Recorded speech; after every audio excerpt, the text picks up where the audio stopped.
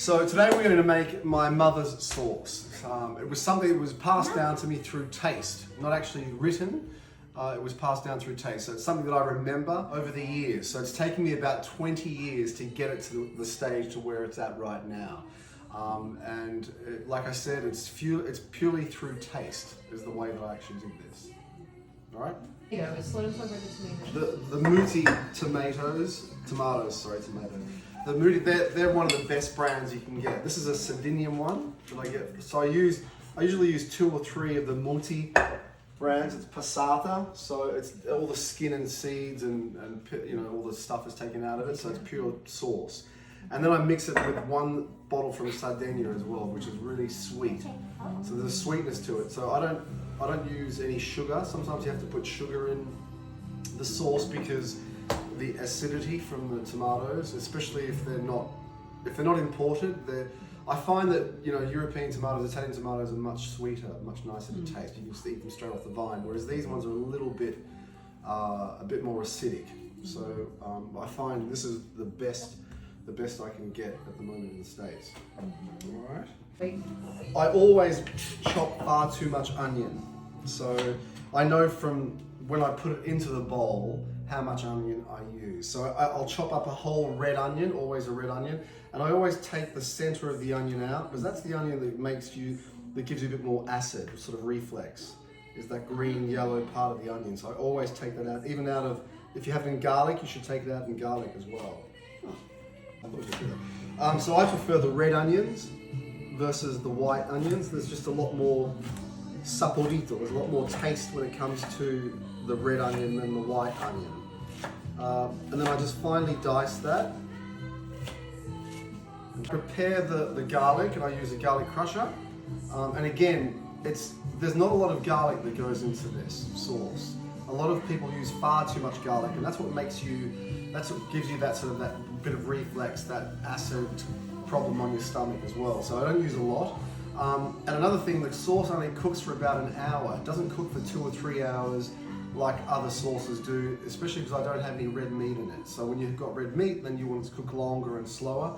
Whereas this way, I find that even when I go back to Italy, sauces are made very, very quickly. They're made it within 30 minutes of cooking and then eating. So I get the garlic ready.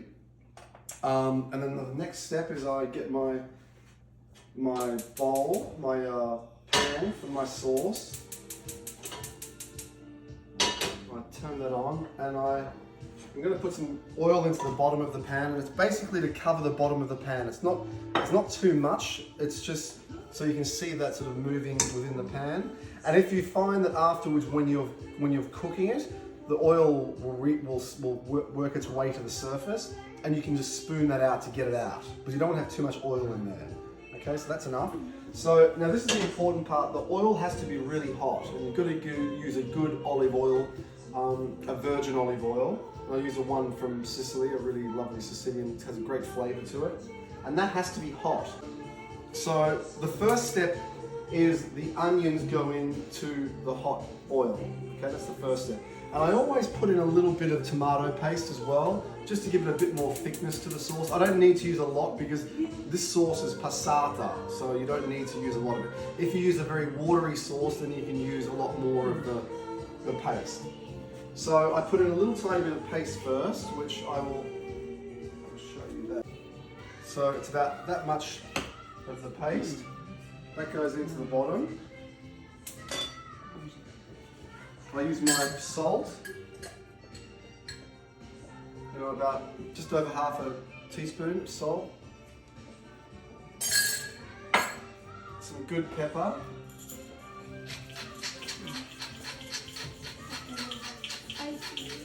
That goes in. And then I get my onions. Once it's starting to get hot, and like I said, it's important that the sauce, the tomatoes go in when the oil is very hot. Just give that a stir to mix in the tomato paste. Next we put the onions in. Garlic cooks very quickly, so you've got to be careful not to put the garlic in too early You want to brown the onions, soften the onions, and then you throw the garlic in and sort of flash fry that very, very quickly, and then the sauce goes straight over the top. So just give it a continual stir.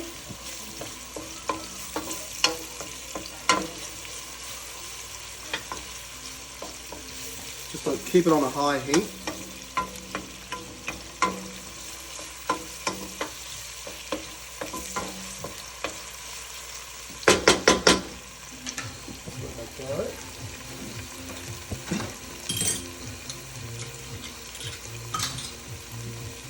Garlic goes in, and that's about enough.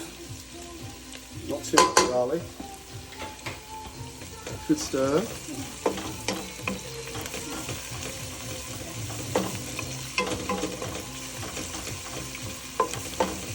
Just about a minute and a half, just to give that a good, so the flavour of the garlic gets into the oil and the onions.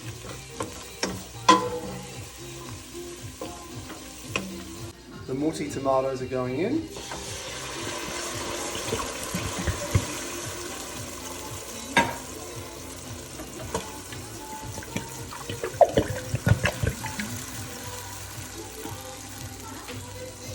And the Sardinian one.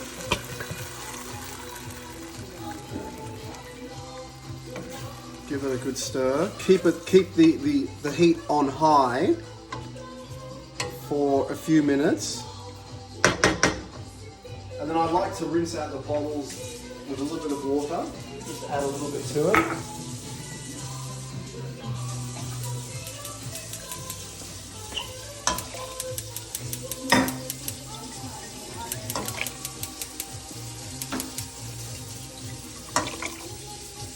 Okay, give that a stir.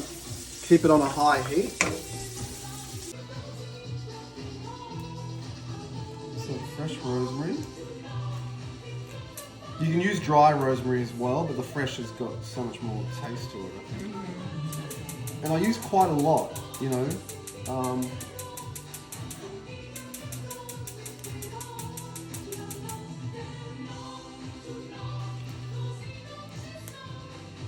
And then I chop this up.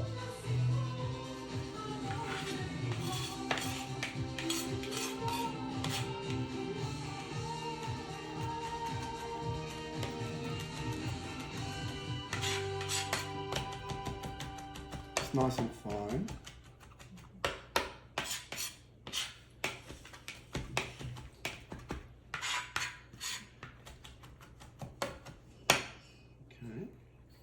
So the rosemary goes in, you give it a good stir, keep it on a high heat, continuing for a little while. When that starts to bubble, then you can turn it down. And then what I like to do as well, I always like to, you know, if you're using peeled tomatoes, I like to go in and just blend everything, a bit more puree. And this way it chops up the onions as well.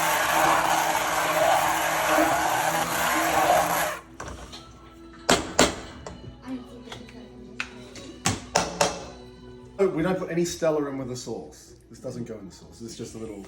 Cheers. This goes in the chef. It's like Julia. Salute. Okay, and then Julia the basil yes. chopped up. We just leave that in, fresh basil. Give that a stir. What were you making?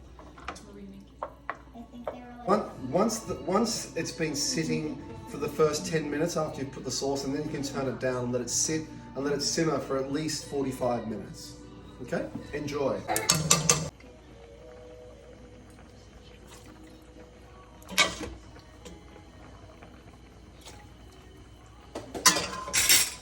Give it a bit of a mix.